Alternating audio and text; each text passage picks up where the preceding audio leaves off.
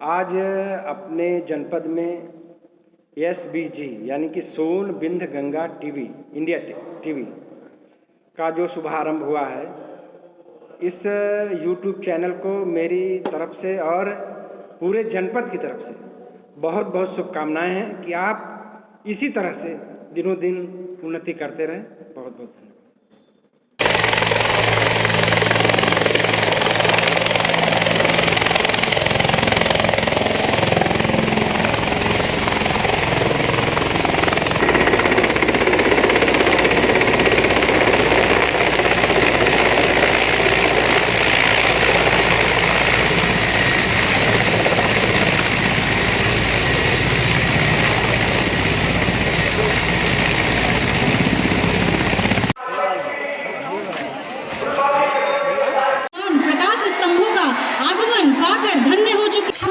जो प्रदर्शन के लिए है, जो विनम्रतापूर्वक निवेदन करता हूँ अपने सदर विधानसभा के बहुत ही लोकप्रिय विधायक आदरणीय श्री जयराम चौधरी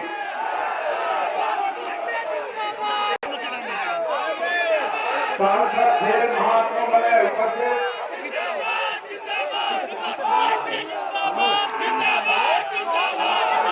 जिला पंचायत मेरे साथ विधानसभा में संजय जायसवाल जी विधायक महोदय श्रद्धेय श्री अजय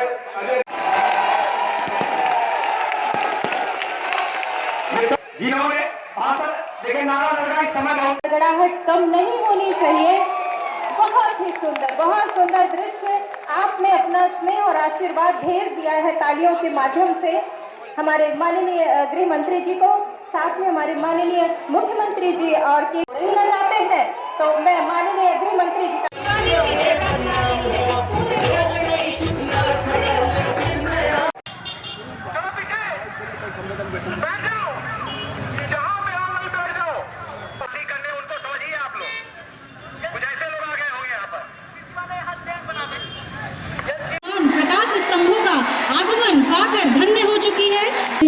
कि हम सभी के जीवन में दीपक का प्रकाश सदैव आलोकित रहे।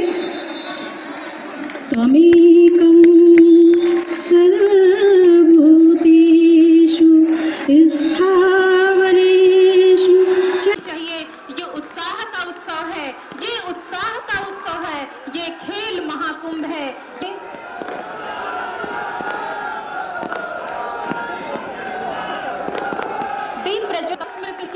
देकर माननीय सांसद महोदय ने सम्मान किया हमारे केंद्रीय गृह मंत्री श्री अमित शाह जी का और माननीय मुख्यमंत्री जी का। ये उत्सव की छटा ऐसे ही चलनी चाहिए। आज अत्यंत सौभाग्य की बात है, मंत्री जी और केंद्रीय शिक्षा मंत्री जी हैं, बहुत ही स्नेह भेजा आपने और ये स्नेह यहाँ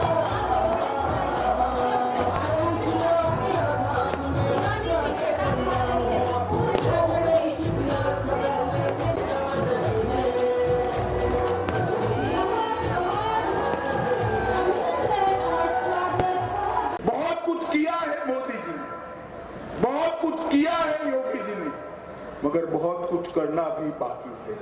आपका एक बार फिर से आशीर्वाद चाहिए। मिलेगा क्या? जोर से बोलो, मिलेगा क्या? मित्रों, आने वाले चुनाव में सारे रिकॉर्ड तोड़ने वाला विजय भारतीय जनता पार्टी को देना है। देंगे क्या बताइए? आपका आशीर्वाद मिलेगा तो मेरे साथ दोनों हाथ उठाइए, विजय के संकल्प की मुट्ठी बीचिए और प्रचंड आवाज से बोलिए, भारत माता की, भारत माता की। और चुनाव सर पर है तब मैं कहने आया हूं, आप मुझे बताओ भाई कि योगी जी के मुख्यमंत्री बनने के बाद पूरे पूर्वांचल में कहीं माफिया दिखाई पड़ता है क्या? माफियाओं का सफाया हुआ है या नहीं हुआ है?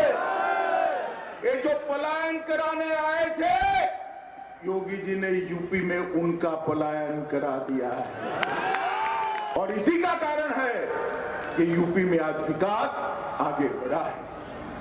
जिस प्रदेश में, जिस देश में कानून और व्यवस्था की परिस्थिति ठीक न हो, वहां विकास कभी हो नहीं सकता। आज उत्तर प्रदेश के अंदर चाहे खेती हो, चाहे शिक्षा हो, चाहे उद्योग हो, चाहे इंफ्रास्ट्रक्चर बनाना हो, हर तरह से चौमुखी विकास योगी जी के नेतृत्व में चल रहा है। और मित्रों, किसानों के लिए मोदी जी ने जो काम किया है वो 75 साल की आजादी में देश का कोई प्रधानमंत्री नहीं करे। यूपी के अंदर 46 लाख किसानों का 36,000 करोड़ का ऋण माफ करने का काम यूपी सरकार ने किया। 435 लाख मैट्रिक टन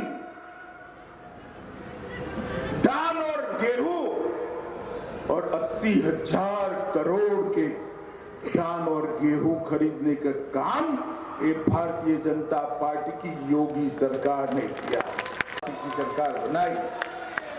और आज उत्तर प्रदेश के अंदर एक अनेक प्रकार के परिवर्तन एक साथ दिख रहे। एक और 200 करोड़ की योजनाओं का लोकार्पण हो रहा है और दूसरी ओर बस्ती के हर युवा को जोड़ने वाला खेल महाकुंभ भाई हरीश भाई हमारे प्रिय सांसद लेकर आगे बढ़े। मैं अभी स्टेडियम में जाकर आया। मित्रों, मैंने सारे खिलाड़ियों को कहा कि हमारे देश के प्रधानमंत्री मोदी जी ने सभी सांसदों को खेल महाकुंभ करने के लिए कहा है। मैं भी एक सांसद हूं, मगर मैं आज आप सबके सामने सार्वजनिक रूप से पूरा यूपी देख रहा है। मैं स्वीकार करता हूं कि हरेश द्विवेदी जैसा मैं खेल महाकुंभ नहीं कर।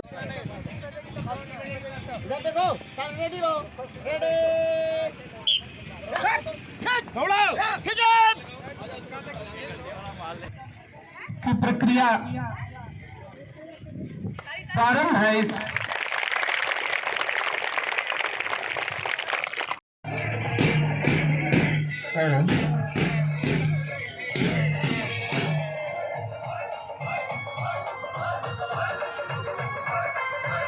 अब पूर्व माध्यमिक विद्यालय परसौना की छात्राएं वर्ग में 100 मीटर प्राथमिक विद्यालय मूर्तिया गुलाबी, बालिका वर्ग 200 मीटर प्राथमिक विद्यालय मूर्तिया गुलाबी।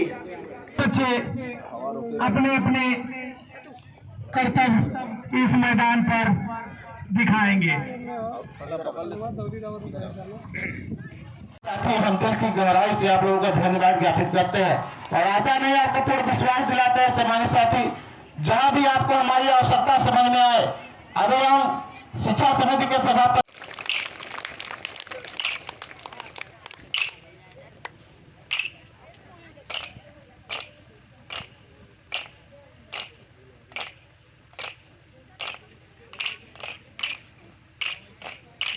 पैदा हुए, शुरू से ही बड़े ऊर्जावान और तेजस्वी थे, धैर्यवान थे। जो लड़का एक काम 2 दिन में कर लेता था, ये 2 घंटे में कर लेते थे। शिक्षा का क्षेत्र रहा हो, चाहे जागरूकता का मामला रहा हो, ये बड़े ही ऊर्जावान और तेजस्वी थे। कम समय में ही ज्यादा शिक्षा ग्रहण कर लिए। जब ज्यादा शिक्षा की आशा अपेक्षा हुई तो अपने पिताजी से इन्होंने कहा, जैसा कि आप जानते हैं कि द्रोणाचार्य जी के पास ले गए। द्रोणाचार्य जी उस समय क्षत्रियों को शिक्षा देने का काम करते थे, तो द्रोणाचार्य जी ने मना कर दिया कि नहीं, मैं शिक्षा दे सकता। मूर्ति बनाकर ये जंगल में शिक्षा ग्रहण करने लगे। और उसी समय द्रोणाचार्य अपने शिष्यों के साथ, पांडव कौरवों के साथ जा रहे थे, तो उन्होंने देखा कि एक बालक उनका कुत्ता भौंकने लगा, तो वो शब्द वेदी बाढ़ चलाए तो उसका मुख भर गया। तो कुत्ता जाकर द्रोणाचार्य के पास गया तो कुछ बोल ही नहीं पा रहा था। तो अर्जुन को शंका हुआ। अर्जुन ने कहा कि हो सकता है द्रोणाचार्य जी हमारे आड़ में किसी और को धनुष शिक्षा देते हैं। तो अर्जुन ने इसका विरोध किया। तो द्रोणाचार्य जी कसम क्रिया खाए कि नहीं बाबू, नहीं माई, ऐसा बात नहीं हुआ, हम नहीं सिखाए थे। लेकिन फिर जब द्रोणाचार्य जाकर देखते हैं तो एक पत्थर की मूर्ति बनाकर एक आदिवासी बालक अदनंग केवल नीचे धोती लुंगी लपेट के और धनुर्विद्या सीख रहा था। द्रोणाचार्य को बड़ा आश्चर्य हुआ कि ऐसा भी हो सकता है। उन्होंने पूछा आपका गुरु कौन है? उन्होंने बताया आप ही गुरु हैं। तो अर्जुन ने कहा कि भाई जब हमसे भी बड़ा धनुर्धर पैदा हो जाएगा तो कैसे काम चलेगा? तो द्रोणाचार्य जी ने कहा ऐसा है दाहिने हाथ का अंगूठा ले लो। दाहिने हाथ का अंगूठा उससे मांग लिए, बिना एक पलक झपकाए उन्होंने मैं दाहिने हाथ का अंगूठा काट दिया। लेकिन सम्मानित साथियों, यह कहानी तो हो गई, लेकिन उसके बाद ऐसा नहीं था कि उन्होंने धनुष बाण चलाना छोड़ दिया था। आज जो नेशनल इंटरनेशनल स्तर पे आप देखते हैं जो बाण चलाया जाता है, तीरंदाजी प्रतियोगिता होती है, उसमें मध्यमा और तर्जनी के बीच में जो बाण फंसा कर चलाया जाता था, उसका भी आधुनिक जनक अगर कहा जाए तो वीर एकलव्य जी हैं। जब उनका अंगूठा काट लिया गया था तो मध्यमा और तर्जनी से बाण चलाना शुरू किया और काफी लोगों को उन्होंने वो विद्या दे के गई।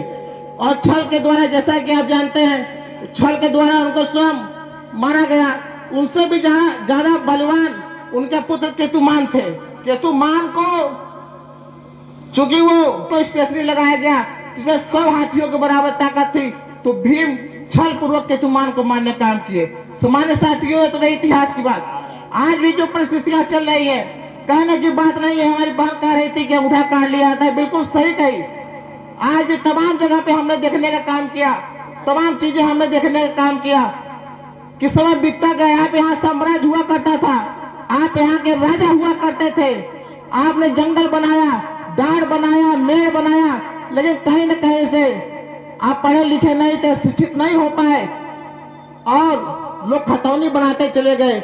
आज भी आवास पास हो जाता है तो हमें देखने को मिलता है, क्योंकि मैं यहाँ का जनप्रतिनिधि रहा हूँ और कड़िया 28 का भी इस समय जिला पंचायत सदस्य हूँ, तो ज्यादातर आदिवासी समाज हमारे इसी क्षेत्र में देखने को आपको मिल जाएगी। पूरे विधानसभा घोरावल में, हिनौती में और मूर्तिया जिला पंचायत क्षेत्र में ज्यादा आदिवासी समाज आपको देखने को मिल जाएगा। तो मैं अक्सर ये महसूस करता हूँ कि एक आवास पास हो जाता है, उसको बनवाने के लिए भी व्यवस्था नहीं हो पाती है। तमाम प्रयास करके, चाहे बीडीओ से कह के, चाहे डीओ पंचायत से कह के, चाहे सीडीओ से कह के, कैसे भी करके, चाहे डीपीआरओ से करके, चाहे प्रधान से कह के, कहीं ना कहीं उसको आवास को बनवाने का काम किया। तो समाज साथियों, सच्चाई यही है कि इस समय भी अंगूठा कहीं ना कहीं काटा जा रहा है। मैं यहाँ का जिला पंचायत सदस्य था। सम्मानित साथियों, घमंड की बात नहीं कर रहा हूँ। 70% मैंने हैंडपंप आदिवासी समाज, चूंकि मेरे पास कोई व्यक्तिगत निधि नहीं हुआ करती थी, ना आज भी है, लेकिन मैं 70% हैंडपंप आदिवासी समाज के लोगों के बीच में लगवाने के, चाहे वो